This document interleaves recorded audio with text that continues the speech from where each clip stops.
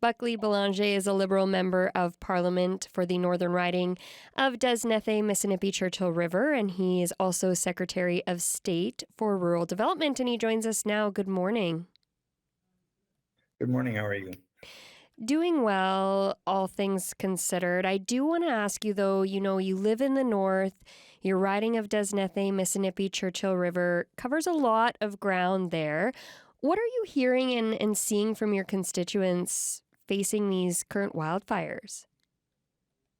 Well, it's absolutely devastating. I've always maintained that northern Saskatchewan and certainly people throughout the north are a very resilient people.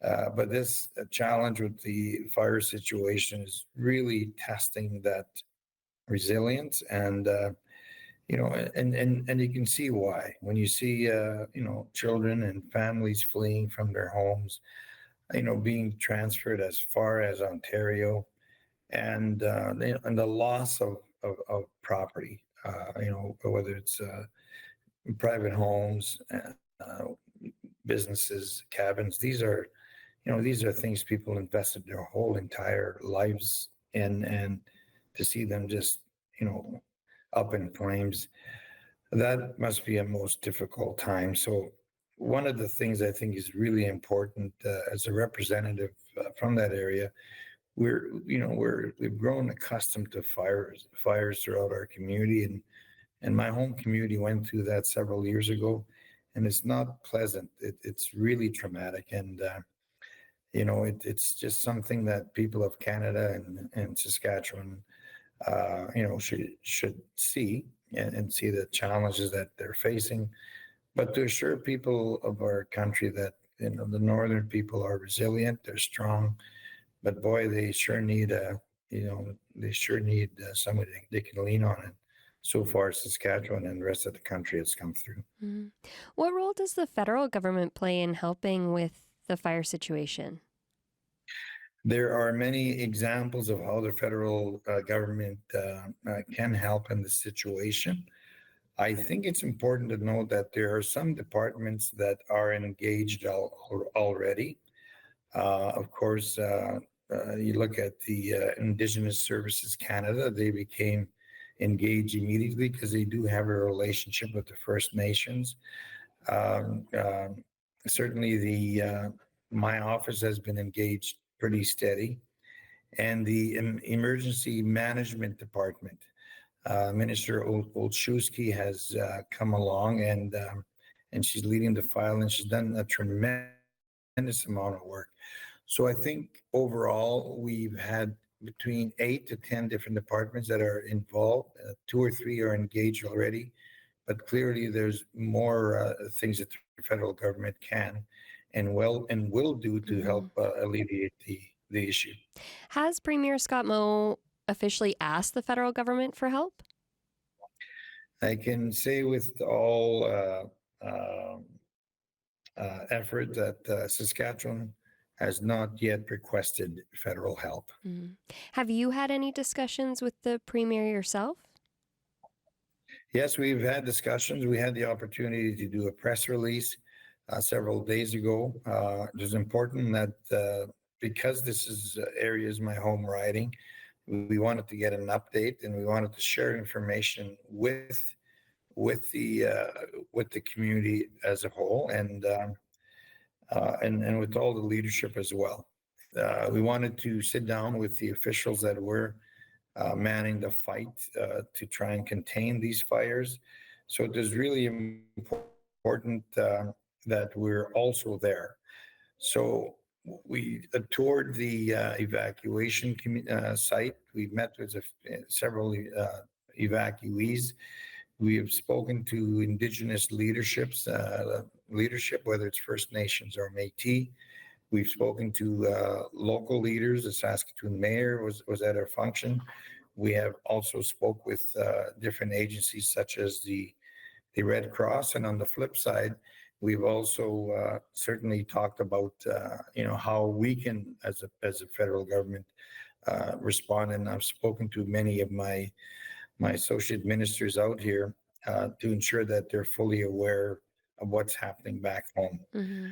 Every effort help or helps, and there's still more that the federal government can do. Recently, we had an announcement that we would match the fundraising effort of Red Cross because they are a key player within the support services that many of the evacuees count on. So that announcement was made this morning. So Minister Olszewski has been just absolutely working hard, and she's been providing a lot of great leadership.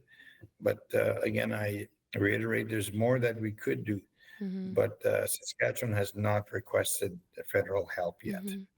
If Premier Mo were to ask for help, what else can the federal government do to help? I know you said, 8 to 10 departments are kind of already in the mix, but what more can the federal government do if asked? Well, there are several examples that I use. The biggest opportunity we have is bringing in the army. I've spoken with Minister McGuinty of National Defense, and he's assured me that within a short time frame, 24 hours, we can have the army engage, and they could certainly help out on many fronts. An example we'd also use is that uh, Minister Ananda Shangri is also has assured me that from the policing and security perspective, that he is ready to provide more police officers to be able to assist. There's other examples where my department, as another example, we're able to ensure that communications are afforded in different ways and through the private sector as well. Because oftentimes you have power interruption, you got communication interruption. So those are some of the two or three examples that I'll share with you today. Do you think we're at that point where we need the federal government to step in and help? Well, I would point out that that's not the call that we make. Hmm. What we want to simply do is to assure people of Saskatchewan that Canada, and particularly northern Saskatchewan, that Canada will be there.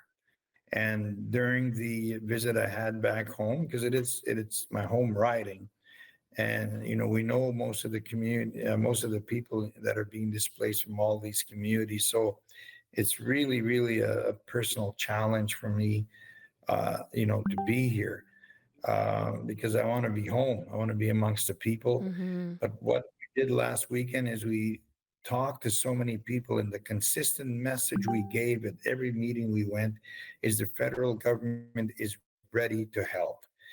And I have to come back here to Ottawa and explain to people what's happening, to share with Canada the fact that these wildfires are devastating. They're very serious, and they're hurting a lot of families. And again, I go back to the loss of your home. So, and my plan is to return home again, but there are certain things that we have to come back and make sure that everything on the federal end is ready to go, that everything that we're able to do is well understood, and that the ministers are engaged.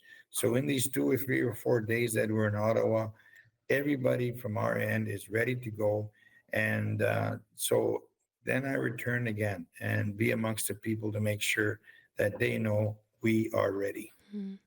I want to just switch gears slightly for a minute here, Mr. Belanger. I mean, scientists have linked pipelines and the oil industry to climate change and fires like those we're seeing in the north, but Prime Minister Carney seems open to pipelines that have been backed by Premiers Moe and Smith. How does the government justify that support with what we're seeing right now in the north?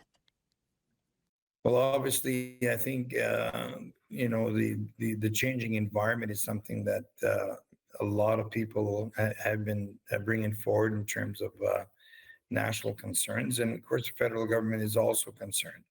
There are a lot of initiatives and issues that we want to showcase in terms of our messaging around taking care of our environment, and everything that the minister or the prime minister has spoke about when it comes to pipelines, when it comes to growing that economy, the vision that he's had around the one Canadian economy, so we're able to strengthen ourselves as a country.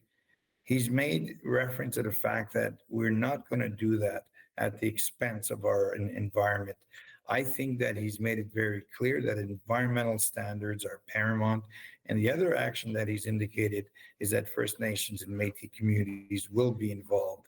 So I think as we move forward, there are certain parameters and certain values that our Prime Minister has as he embarks on creating this one Canadian economy. He wants to go all throughout the world to market all the wonderful things we have and create this superpower called Canada in terms of economic opportunity. But he's clearly aware that the environmental standards must also be adhered to. Mhm. And certainly, I think that goes a long way with many people. Mr. Belanger, I just have one last question for you, and that's just what is your message to everyone fleeing or experiencing these forest fires right now, many of whom are your constituents?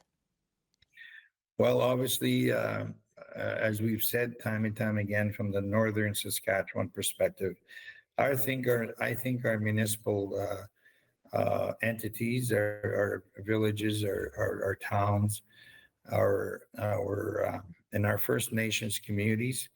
I think it's time we play a more active role. I think we've got to have people trained within our own community. I think we have to look at the option of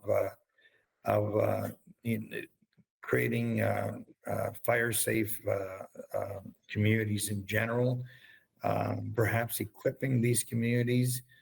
There's all kinds of options and ideas that the Northern Saskatchewan people have on how to protect their homes, how to protect their communities, how to protect their families. I think as we move forward, we have to really look at the option and the strength that these people have in finding some lasting solutions so they can protect their homes, so they are part of the decision-making process, and that their ideas and concepts are part of the overall forest fire fighting challenge that they're all facing. It's very simple. You engage the local people, you'll have some really good perspectives. And that's one of the concepts I think has to be examined as we move forward from here. Mr. Belanger, I just want to thank you for taking the time to chat with us this morning. We know you're busy, so we really appreciate it. Thank you very much.